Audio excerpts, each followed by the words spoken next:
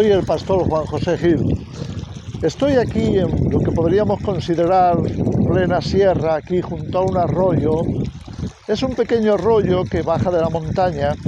Estoy de camino a uno de esos lugares que, bueno, pensamos que es ideal para establecer una comunidad agrícola y estamos detrás de desarrollar un proyecto. Así que, bueno, me toca a veces parar y descansar un poco en lugares así, lugares que son, como digo, de plena montaña. Estaba recordando, y me gustaría compartirlo con vosotros,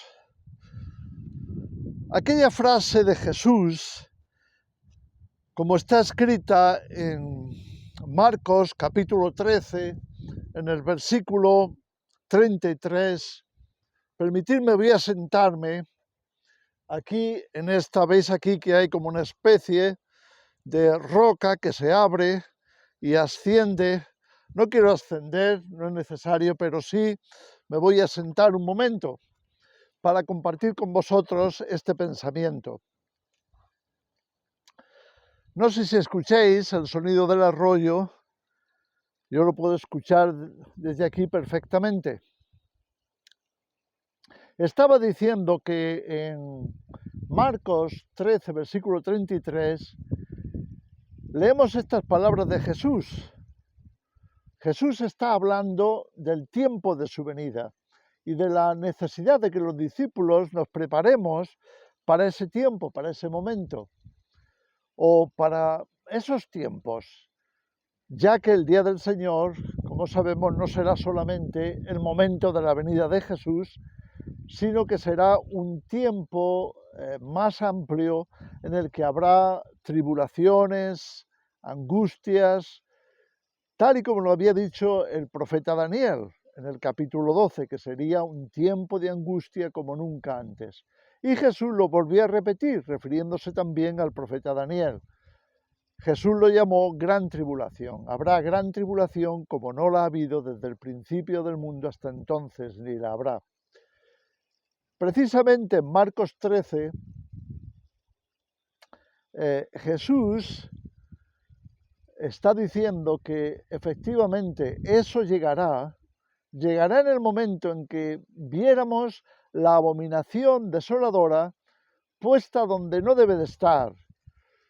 Jesús estaba advirtiendo, serán tiempos muy difíciles y vendrá desolación y vendrá por medio de algo abominable. Así que hay que tener mucho cuidado y cuando viéramos eso que se pone, que es abominable y que causa desolación, puesto, dice Jesús en ese pasaje, puesta donde no debe de estar. Es decir, estará en el lugar santo, pero no debería de estar ahí. Será puesta en los santos, seguramente, pero no debería estar puesta ahí. Y Jesús dice, cuando veáis esto, y entonces en el versículo 33 nos da lo que podríamos considerar tres estados de alarma o de alerta, como queramos llamarle. La frase de Jesús, o las tres palabras que él menciona son mirad, velad, orad. Son tres verbos en imperativo. Tenemos que mirar, tenemos que velar y tenemos que orar. Las tres cosas van a ser necesarias porque los tiempos difíciles van a demandar de nosotros esa actitud. Jesús menciona en algunos momentos del Evangelio a los discípulos que miren, y algunas veces son cosas anecdóticas, como por ejemplo cuando le preguntaron los primeros discípulos a Jesús, Maestro, ¿dónde vives? ¿Dónde te quedas o dónde moras? Y Jesús les dijo, venid y ved, venid, mirad dónde estoy. De alguna forma, Jesús quería que los discípulos tomaran nota con sus ojos de cuál era el estilo de vida de Jesús. Y de la misma forma que miramos, aprendemos, los discípulos seguro que aprendieron mucho mirando a Jesús. Pero también Jesús quiere que miremos el mundo, miremos cómo está, miremos el fruto que lleva, miremos la condición, por dónde camina, hacia dónde va, cuáles son los resultados de lo que está pasando en el mundo, hacia dónde quieren llevar a la población, hacia dónde nos llevarían si se lo permitiéramos, si le dejáramos. Si no miramos, es muy posible que nos veamos sorprendidos y no sepamos qué hacer. Así que mirar en la misión del atalaya, es la misión del centinela, del vigilante. Tenemos primero de todo que abrir nuestros ojos y mirar. Significa que no estamos dormidos, significa que estamos atentos. ¿Qué está pasando? ¿Qué esperamos que ocurra? Mira lo que está sucediendo. Entonces, ¿qué cabe esperar? ¿Hacia dónde va? Mirar está conectado también con examinar. No solo tenemos que mirar bien. Tenemos que examinarlo todo, decía Pablo en 1 Tesalonicenses 5. Mirarlo todo, examinarlo, analizar y ver dónde está lo bueno y dónde está lo malo. Porque lo malo habrá que dejarlo a un lado y solamente quedarnos con lo bueno. Entonces, mirar no es solamente una actitud pasiva. Mirar es implicarse de forma positiva en aquello que nos rodea, en aquello que está pasando, para no tomar una actitud netamente pasiva, sino implicarse.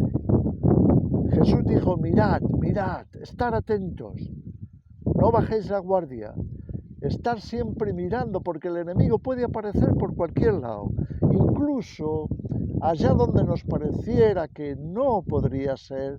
Es muy posible que la estrategia del enemigo vaya por allí. El enemigo es hábil para disfrazarse, se puede disfrazar de cualquier cosa, puede parecernos un ángel de luz, puede parecernos un socorro adecuado, puede parecernos algo maravilloso y sin embargo ser solo un disfraz. Tenemos que mirar y mirar en profundidad y tenemos que observar para ver, bueno, hacia dónde va o hacia dónde nos quiere llevar. Mirar. También hay una forma de mirar en lo sobrenatural. Y digo esto porque estaba recordando, ahí en Segunda de Reyes, en el capítulo 6, encontramos a Eliseo con su sirviente, su criado, y van juntos. Eliseo, como profeta, va visitando a ciertos lugares, a veces recibe órdenes de parte de Dios de ir aquí, allá, hacer esto, hacer lo otro, decir esto, aquello. Era su misión de profeta, como sucesor de Elías que fue. Pero había guerra entre Siria e Israel. Y el rey de Siria estaba empeñado en conquistar Samaria.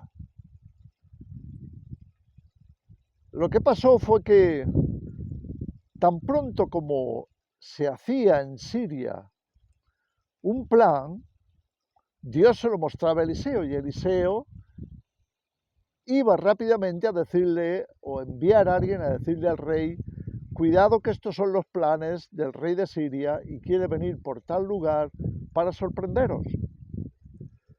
Así que cuando el ejército de Siria avanzaba, se encontraban con que ya les estaban esperando. Ya no sería una emboscada, ya no sería una sorpresa, ya estaban listos. Mirar cuando sabemos que viene un enemigo y prepararnos para recibirlo es una ventaja, nos da ventaja. Si nos preparamos, haremos bien, porque ya no tendremos el elemento sorpresa. Finalmente, el rey de Siria, como te puedes imaginar, se enfadó y pensaba que tenía entre sus filas un traidor, pero alguien le avisó de que la cosa no iba por ahí. Es que en Israel estaba el profeta Eliseo, que tenía una buena conexión con su Dios, y su Dios le iba revelando todo lo que él hacía. Lo que él hiciera en lo más escondido de su palacio, de su morada o de su tienda, allí le estaba observando Dios. Y eso se lo revelaba Eliseo. Así que Eliseo era el problema para el rey de Siria. Mandó entonces a su ejército para buscar a Eliseo. Lo encontraron en una ciudad llamada Dotán, una ciudad amurallada,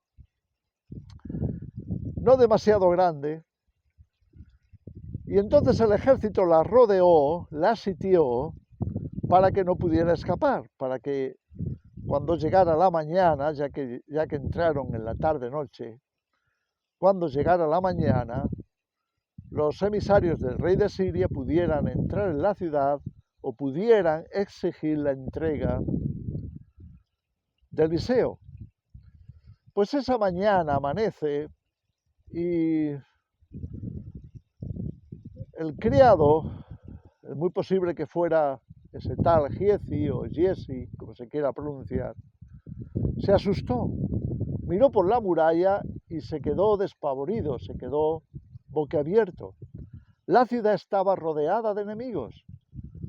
El ejército numeroso, poderoso de Siria había sitiado la ciudad. Entonces se asusta, por supuesto, y acude a Eliseo para decir: ¿qué vamos a hacer? ¿Qué vamos a hacer ahora? Estamos perdidos, estamos rodeados, ya no hay escapatoria, estamos confinados entre estas murallas y afuera de las murallas tenemos un ejército que nos busca. ¿Qué vamos a hacer? Eliseo entonces le dice a su siervo: no te preocupes, son más los que están con nosotros que los que están con ellos. En otras palabras, estamos en el bando ganador, pertenecemos al reino de Dios, no tenemos por qué temer. Sí, nos han sorprendido. Pensábamos que en Dotán no nos encontrarían, pero nos han encontrado. ¿Sabes? Solamente hay un lugar perfectamente seguro. Es estar en la perfecta voluntad de Dios. Es mantener la conexión con nuestro Señor. Es la confianza plena en su provisión, en su amor, en su fidelidad, en que estamos, sobre todo, amándole a Él y siguiéndole a Él. No hay un sitio más seguro que ese. Los que están con nosotros son mucho más que los que están con ellos. Esto eran palabras. El criado no veía más allá que el ejército de Siria. Así que Eliseo oró al Señor y le dijo: Señor, abre los ojos de mi siervo. Los ojos que el siervo tenía que abrir, por supuesto, eran los ojos espirituales. Y Dios lo hizo y le abrió los ojos. Y cuando abrió sus ojos, lo que vio el criado de Eliseo fue un inmenso ejército, mucho mayor que el de Siria, que cubría todos los montes, carros de fuego, ángeles, soldados gigantescos. Bueno, aquello le trajo paz. Efectivamente, el reino de Dios es mucho mayor y los que están con nosotros son mucho más poderosos eficaces, más listos, mejor guiados, porque se trata ni más ni menos, ni más ni menos que del ejército de Dios. Y esto fue lo que vio tanto Eliseo como su criado. Mirar no solamente observar un poco, tantear el terreno, es también ser capaz de tener los ojos del Espíritu abiertos, porque Dios nos quiere guiar, Dios nos quiere mostrar. Y llegado el momento, pudiéramos estar necesitando el apoyo, la ayuda de los ángeles. Y también tenemos que orar y estar dispuestos a recibir aquello que Dios nos quiere dar. Mirad, dijo Jesús. Después de mirad, también dijo, velad. Y velad y orad están unidos. Velad es un estado de alerta. Estamos alertas, no nos dormimos. No solamente miramos, estamos buscando algo. No solamente tenemos una mirada recreadora, tenemos una mirada observadora, tenemos una mirada alerta. Y si miramos con esa actitud de velar, entonces podemos hacer una oración pidiéndole a Dios que nos auxilie en esa situación. Fue lo que hizo Eliseo, estando allí con su criado y viendo a los ejércitos de Dios y al ejército de Siria. Eliseo levantó los ojos y hizo una oración. Señor, ciega los ojos de este ejército. Fijaros qué oración. Nosotros vemos, pero también es necesario que el enemigo no vea. Entonces podemos orar con plena convicción que en un momento en donde estamos en un callejón sin salida, cuando la situación sea imposible, como aquella vez que encontramos al apóstol Pedro encarcelado en Hechos capítulo 12, y la iglesia estaba haciendo oración sin cesar por Pedro, nos dice la Escritura. Y entonces Dios mandó a un ángel allá donde estaba Pedro. Enseguida se le soltaron las cadenas y dice que con el manto puesto se volvió invisible. Es más, ninguno de los centinelas que guardaban la cárcel pudo verle. Dios puede cegar los ojos de nuestros enemigos y debemos de atrevernos a orar por estas cosas, como hizo Eliseo. Efectivamente, Dios cegó al ejército, de tal manera que Eliseo y su criado bajaron de la muralla y fueron abriendo la puerta de la ciudad a encontrarse con el ejército. No veían, no podían ver. Y él les dijo, no os preocupéis, yo os conduciré a donde tenéis que estar. Y entonces él, seguramente tomando algún caballo, hizo que el ejército le siguiera poco a poco hasta llegar a la capital, a Samaria, y lo presentó al rey de Samaria. Y el rey dijo, Eliseo, ¿qué tengo yo que hacer con toda esta gente? ¿Los mato? Son enemigos, son sirios. Y Eliseo le dijo, no ese es el plan de Dios. Dales de comer y envíalos a sus señores, envíalos a Siria. De allí han venido, que vuelvan allí. Y el rey lo hizo.